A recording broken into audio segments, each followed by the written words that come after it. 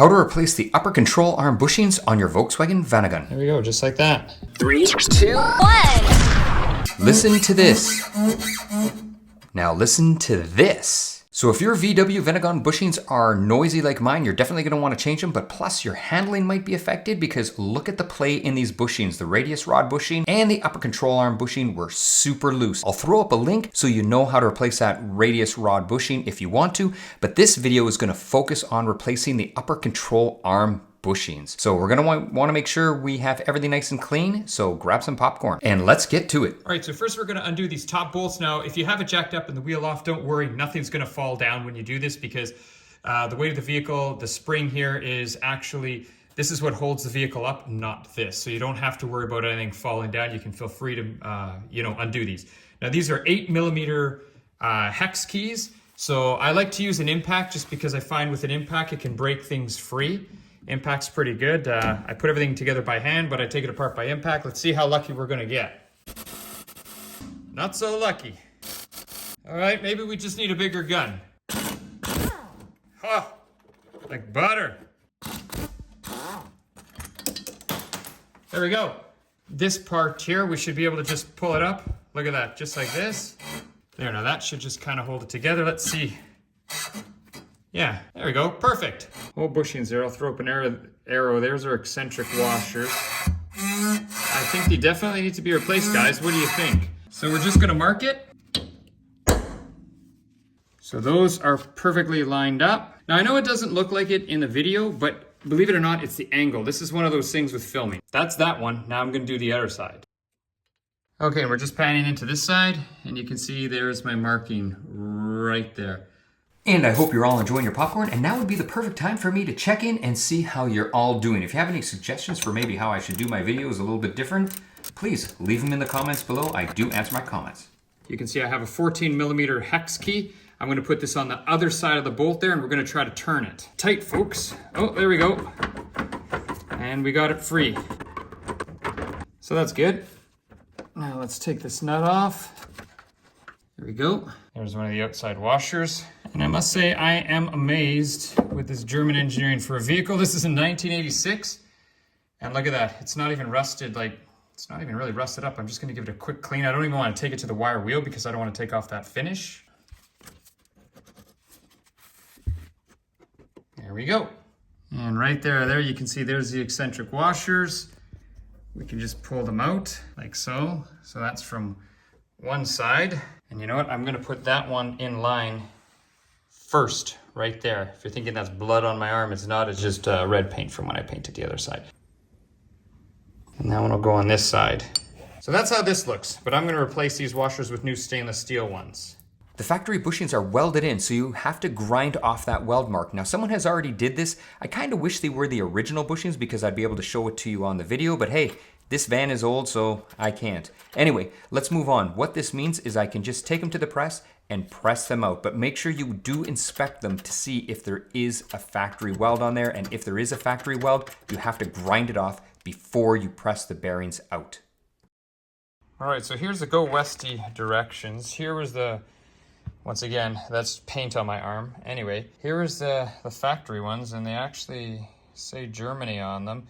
I don't think they're the original ones because they weren't welded in, as you saw. They were, and someone was in the control arm before, so they've been replaced once before. Anyway, here's the new Go Westy ones. Super slippery. They just turn. They say they should last forever. So what we have to do is push the inner sleeve in first. So that would be this one. So here I actually have a VW tool. Probably no one's going to have this, but just a good pipe should do. And I'll use that as the receiving tool for the control arm. I'll put in the new Go Westy piece, just like that. And then I have another press tool, which will align it. We can put this on there just to take up some space. There we go. And it just popped in. Nicely pressed in. Let's get the other one.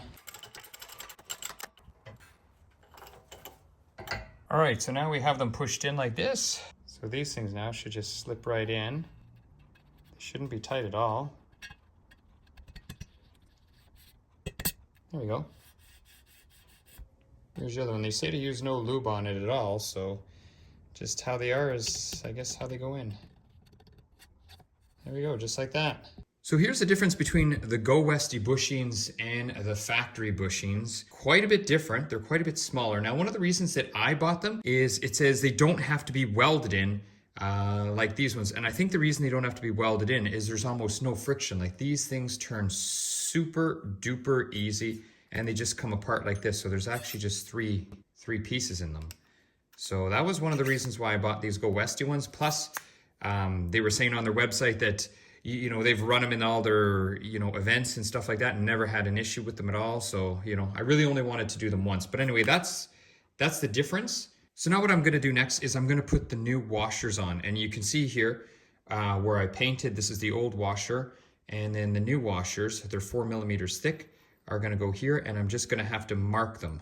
So I put them back exactly in the same area. And now when I'm gonna put a little bit of paint, you don't want them to be loose because you can see there is a little bit of play. So I'm just gonna push them up together just so they're tight at the exact same angle. And then I can put a little bit of paint on this one just like so. There you go. So it should be right in line. Perfect. Now we're gonna do the same. We're gonna just turn around and this was the inside. There we go. And now we have our new washers on, our new eccentric washers.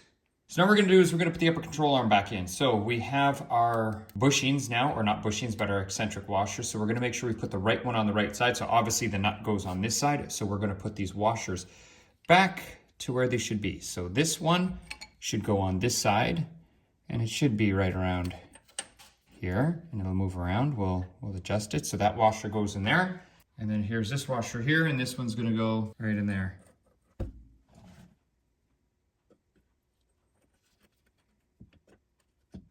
And I'm at the washer right here, and you can see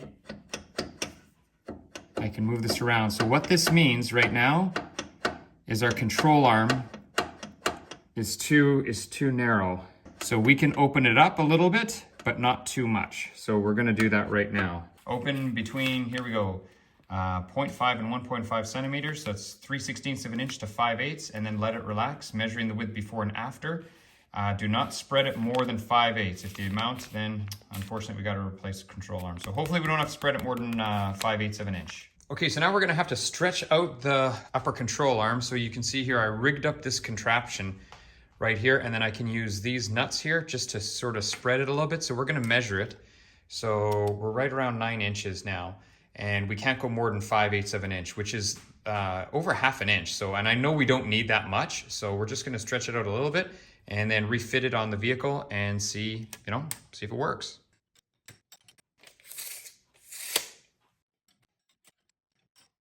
All right, so that's about 1/4 of an inch. Push it half and then see where it relaxes. And it's relaxed, and we are slightly over 9. We've built about 1/8 of an inch. 1/8 to 1/4 inch is what all that stretching actually did. So it really didn't move it too much. So I might take this off now and just give it a quick fit on the vehicle and just see how tight it is. All right, so after some adjustments, let's put this arm back in here, and we should not have a gap at all. And no, there is no gap. So that's perfect, and I'll show you what I mean by the gap. Let's get this big rod installed.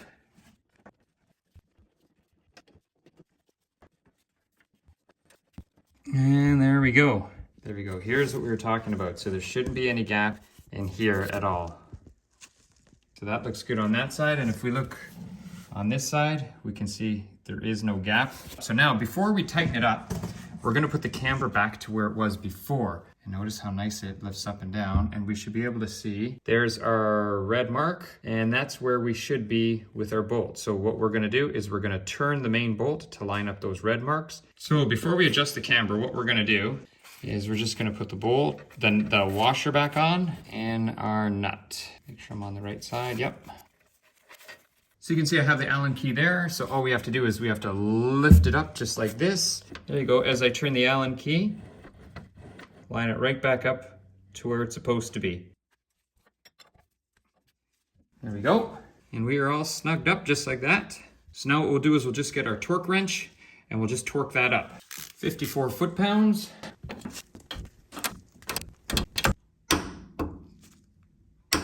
There we go, 54. Our control arm is nice and easy to move.